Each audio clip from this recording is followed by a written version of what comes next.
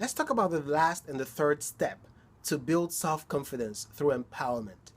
The last and the third step is to constantly engage and invest in developing yourself, self development, personal growth. Someone who feels confident is someone who knows a lot about a few topics and he can perform well in any situation where he's called upon because he knows that even if he doesn't know or she doesn't know at that point in time, he or she can always go back and get the resources that will help him or her find out what it is that he or she has to do to move past that situation.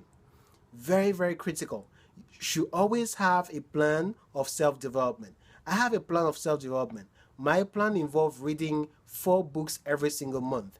Now, do I read the books cover to cover? Not always, but when I come across a really good book, I always do make sure that I read cover to cover. You should do the same. And if you don't like reading, that's okay. Find a different way of absorbing knowledge and information because that the more you know, the more you feel like you can do. Those who do less usually are those who don't know as much as those who do. Remember that. And the best way for you to keep growing and knowing more is to have a personal development plan. That is the third step to build self confidence through empowerment.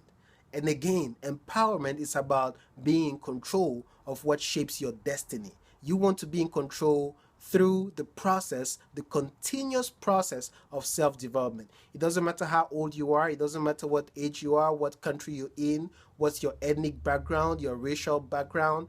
None of that matters so long as you continuously invest in yourself. There are only 2 ways you grow in life: you grow from people and projects.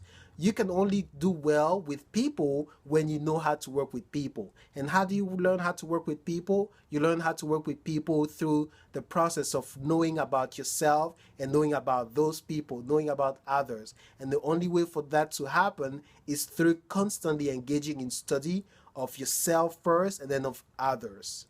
If you don't like reading, like I said earlier, listen to audio tapes. If you don't like audio tapes, go to seminars and you listen to people talk, do whatever it takes, but you should have a plan that is going to help you stay consistently grow in a growth pattern.